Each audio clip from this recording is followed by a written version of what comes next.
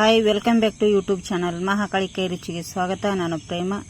ಇವತ್ತು ನೋಡಿ ಪರೋಟ ಮಾಡಿದ್ದೀನಿ. ಯಾವುದಪ್ಪ ಇದು ಪರೋಟ ಅಂದರೆ ನಾನಿಲ್ಲಿ ನುಗ್ಗೆ ಸೊಪ್ಪಿನ ಪರೋಟ ಮಾಡಿದ್ದೀನಿ. ನುಗ್ಗೆ ಸೊಪ್ಪು ಆಲೂಗಡ್ಡೆ ಹಾಕಿ ತುಂಬ ಟೇಸ್ಟಿಯಾಗಿ ತುಂಬ ಚೆನ್ನಾಗಿ ಬಂದಿದೆ.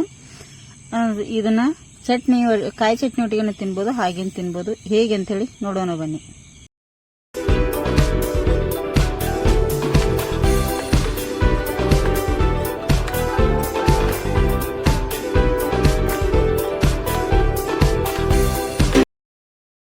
ನಾನಿಲ್ಲಿ ನುಗ್ಗೆ ಸೊಪ್ಪಿಂದು ಪರೋಟ ಮಾಡ್ತಾ ಇದ್ದೀನಲ್ಲ ಫ್ರೆಂಡ್ಸ್, ಅದಕ್ಕೆ ನೋಡಿ ಇಲ್ಲಿ ಗ್ಯಾಸ್ ಮೇಲೆ ಒಂದು ತವಾ ಇಟ್ಟಿದ್ದೇನೆ. ಅದಕ್ಕೆ 2 ಟೇಬಲ್ ಸ್ಪೂನ್ ಅಷ್ಟು ಎಣ್ಣೆ ಕೂಡ ಹಾಕಿದ್ದೇನೆ. ನೋಡಿ ಇಲ್ಲಿ 2 ಟೇಬಲ್ ಸ್ಪೂನ್ ಅಷ್ಟು ಎಣ್ಣೆ ಹಾಕಿ, ಈಗ ಎಣ್ಣೆ ಕಾದಿದೆ ಫ್ರೆಂಡ್ಸ್. ಸ್ವಲ್ಪ 1 ಟೇಬಲ್ ಸ್ಪೂನ್ ಕಿಂತ ಕಮ್ಮಿ ಜೀರಿಗೆ ಕೂಡ ಹಾಕ್ತಾ ಇದ್ದೀನಿ. ಜೀರಿಗೆ ಹಾಕಬೇಕು, ತುಂಬ ಚೆನ್ನಾಗಿರುತ್ತೆ. ಇದಕ್ಕೆ ನೋಡಿ 1 ಟೇಬಲ್ ಸ್ಪೂನ್ ಅಷ್ಟು ಶುಂಠಿ ಬೆಳ್ಳುಳ್ಳಿ ಪೇಸ್ಟ್ ಕೂಡ ಹಾಕ್ತಾ ಇದ್ದೀನಿ. ಇದರೊಳಗೆ ಸ್ವಲ್ಪ ಅದು ಕೂಡ ಎಣ್ಣೆಯಲ್ಲಿ ಫ್ರೈ ಆಗಬೇಕು. ಖಾರಕ್ಕೆ ಎಷ್ಟು ಬೇಕೋ ಅಷ್ಟು ಕಾಯಿ ಮೆಣಸನ್ನು ಹಾಕ್ತಾ ಇದ್ದೀನಿ.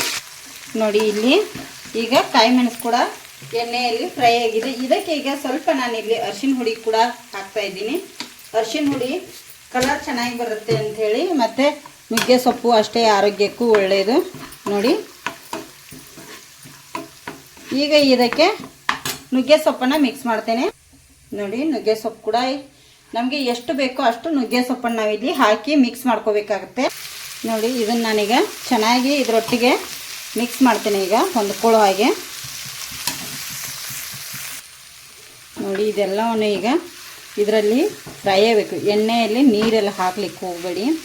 ನಾವು ಮೆಂತ್ಯ ಸೊಪ್ಪಿಂದು ಮತ್ತು ಪಾಲಕ್ ಸೊಪ್ಪಿಂದು ಎಲ್ಲ ಥರ ಪರೋಟ ಮಾಡಿರ್ತೀವಿ, ಆದರೆ ನುಗ್ಗೆ ಸೊಪ್ಪಿನ ಪರೋಟ ಅಂತ ಯಾರೂ ಮಾಡಲ್ಲ ಫ್ರೆಂಡ್ಸ. ಮತ್ತು ಆರೋಗ್ಯಕ್ಕೆ ಎಷ್ಟು ಒಳ್ಳೆಯದನ್ನೋದು ಇದ್ರ ಬಗ್ಗೆ ನಿಮಗೆ ಗೊತ್ತೇ ಇರುತ್ತೆ. ಸೊಪ್ಪು ತಂದು ಮತ್ತು ಸೊಪ್ಪಿಂದು ಸಾರೆಲ್ಲ ಮಾಡ್ತೇವೆ, ಪದಾರ್ಥ ಕೂಡ ಮಾಡ್ತಾರೆ. ನಾನು ಇಲ್ಲಿ ನಿಮಗೆ ಇವತ್ತು ಪರೋಟ ಮಾಡಿ ಹೇಳ್ತಾ ಇದ್ದೀನಿ. ಮಕ್ಕಳಿಗಂತೂ ತುಂಬ ಒಳ್ಳೆಯದು. ನೋಡಿ ಇದು ಸ್ವಲ್ಪ ಬೇಯಲಿ ಚೆನ್ನಾಗಿ. ಈಗ ಇದಕ್ಕೆ ಉಪ್ಪನ್ನು ನಾನು ಮಿಕ್ಸ್ ಮಾಡ್ತೇನೆ. ರುಚಿಗೆ ಎಷ್ಟು ಬೇಕು ನೋಡಿ ಅಷ್ಟು ಉಪ್ಪನ್ನು ನೀವು ಇಲ್ಲಿ ಸೇರಿಸ್ಕೊಳ್ಳಿ. ನುಗ್ಗೆ ಸೊಪ್ಪಿಗೆ ತುಂಬ ಅಂದರೆ ತುಂಬ ಟೇಸ್ಟಿಯಾಗಿರುತ್ತೆ. ನೀವು ಒಂದು ಸತಿ ಈ ಥರ ಮನೆಯಲ್ಲಿ ಟ್ರೈ ಮಾಡಿ, ಹೇಗೆ ಬಂದಿದೆ ಅಂಥೇಳಿ ಕಮೆಂಟ್ ಕೂಡ ಮಾಡಿ ಹೇಳಿ. ನುಗ್ಗೆ ಸೊಪ್ಪನ್ನು ಇಡೀ ಸೇರಿಸ್ಲಿಕ್ಕೆ ಹೋಗಬೇಡಿ, ಸ್ವಲ್ಪ ಕ್ಲೀನ್ ಮಾಡಿ ತೊಳೆದು ಕಟ್ ಮಾಡ್ಕೊಳ್ಳಿ. ನೋಡಿ ಈಗ ಇದಕ್ಕೆ ನಾನು ಸ್ವಲ್ಪ ಕಟ್ ಮಾಡಿಟ್ಟಿರೋಂಥ ಕೊತ್ತಂಬರಿ ಸೊಪ್ಪನ್ನು ಕೂಡ ಹಾಕ್ತೇನೆ.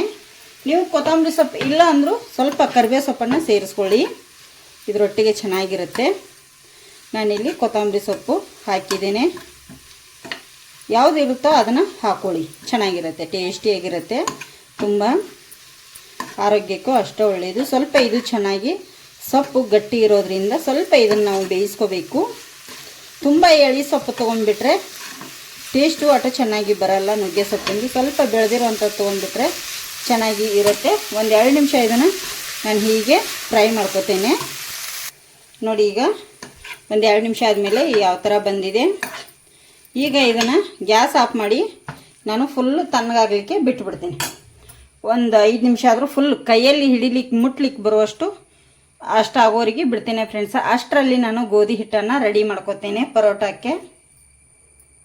ನೋಡಿ ಈಗ ಕೈಗೆ ಮುಟ್ಟುವಷ್ಟು ತಣ್ಣಗಾಗಿದೆ ಫ್ರೆಂಡ್ಸ್ ಇದು ಫುಲ್ಲು.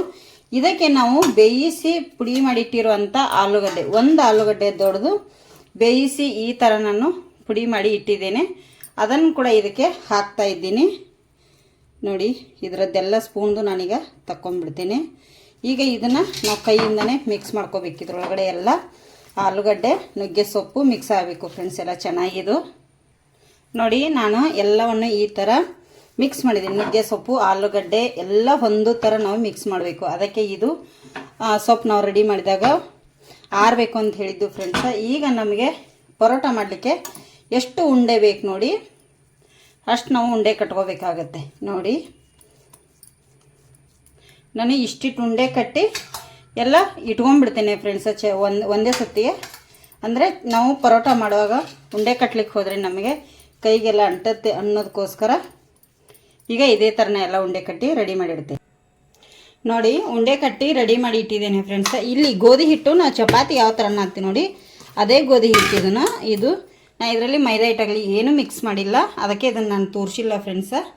ಈಗ ಇದನ್ನು ಹೇಗೆ ಮಾಡೋದು ಅಂತೇಳಿ ತೋರಿಸ್ತೇನೆ ನಿಮಗೆ.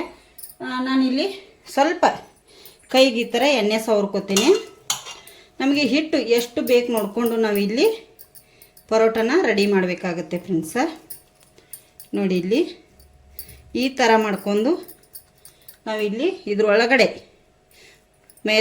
ನುಗ್ಗೆ ಸೊಪ್ಪಿಂದು ಉಂಡೆ ಮಾಡಿದ್ದೀವಲ್ಲ, ಈ ಥರ ನೋಡಿ.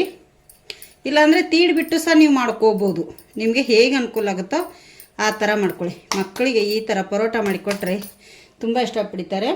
ನೋಡಿ ಈಗ ಲಟ್ಟಿಸಿ ತೋರಿಸ್ತೇನೆ. ನೋಡಿ ಈ ಥರ ತುಂಬಿದೆಯಲ್ಲ ಫ್ರೆಂಡ್ಸ, ಇದಕ್ಕೆ ನಾನೀಗ ಹಿಟ್ಟು ಹಾಕಿ ಲಟ್ಟಿಸಿ ತೋರಿಸ್ತೇನೆ. ನೋಡಿ ಗೋಧಿ ಹಿಟ್ಟ ಇದು, ಇದೇನು ಮೈದಾ ಹಿಟ್ಟಲ್ಲ ಏನಲ್ಲ, ಗೋಧಿ ಹಿಟ್ಟನ್ನೇ ಸ್ವಲ್ಪ ಸ್ವಲ್ಪ ಹಾಕಿ ನೀವು ಲಟ್ಟಿಸ್ಕೋಬೇಕಾಗತ್ತೆ. ಪರೋಟ ಹೇಗೆ ಮಾಡ್ತೀರೋ ಅದೇ ಥರನೇ. ನೋಡಿ ಎಷ್ಟು ಚೆನ್ನಾಗಿ, ನಿಮಗೆ ಎಷ್ಟು ದಪ್ಪ ಬೇಕು ನೋಡಿ ಅಷ್ಟು ದಪ್ಪನ್ನು ಮಾಡ್ಕೋಬೋದು. ನಾನು ಇಷ್ಟು ಮಾಡಿದ್ದೇನೆ. ಈಗ ಇದನ್ನು ಬೇಯಿಸ್ತೇನೆ. ನೋಡಿ ಇಲ್ಲಿ ತವಾ ಕಾಯ್ಲಿಕ್ಕೆ ಇಟ್ಟಿದ್ದೇನೆ ಫ್ರೆಂಡ್ಸ. ನಾನು ಲಟ್ಸಿರೋಂಥ ಪರೋಟ ಕೂಡ ಹಾಕ್ತೇನೆ. ನೋಡಿ ಇದು ಒಂದು ಸೈಡ ಹಾಗೆ ಚೆನ್ನಾಗಿ ಬೇಯಲಿ. ಈಗ ನೋಡಿ ಈಗ ತಿರುಗಿಸಿ ಹಾಕ್ತೇನೆ. ಈಗ ಎಣ್ಣೆ ಹಾಕ್ತೇನೆ. ನೀವು ಎಣ್ಣೆ ಬೇಕಾದ್ರೂ ಹಾಕ್ಕೋಬೋದು, ಇಲ್ಲಿ ತುಪ್ಪ ಬೇಕಾದ್ರೂ ಹಾಕ್ಕೋಬೋದು. ನೋಡಿ ಈ ಥರ ಎಲ್ಲದಕ್ಕೂ ಸವರ್ಬಿಟ್ಟು ಮತ್ತು ಈ ಸೈಡನ್ನು ಹಾಕೋಬೇಕು.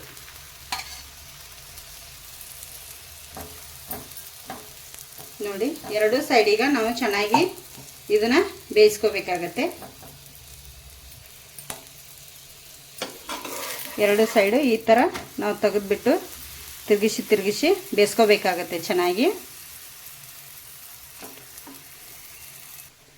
ನೋಡಿ ಈಗ ಎಷ್ಟು ಚೆನ್ನಾಗಿ ಉಬ್ಬಿದೆ ಅಲ್ಲ. ಇದನ್ನು ನಾನೀಗ ತೆಗೆದು ಸರ್ವ್ ಮಾಡ್ತೀನಿ. ನೋಡಿ ಈಗ ಇದೇ ರೀತಿ ಎಲ್ಲವನ್ನು ಮಾಡಿ ನಿಮಗೆ ನೋಡಿ ಪರೋಟ ಎಷ್ಟು ಚೆನ್ನಾಗಿ ಬಂದಿದೆ ಫ್ರೆಂಡ್ಸ.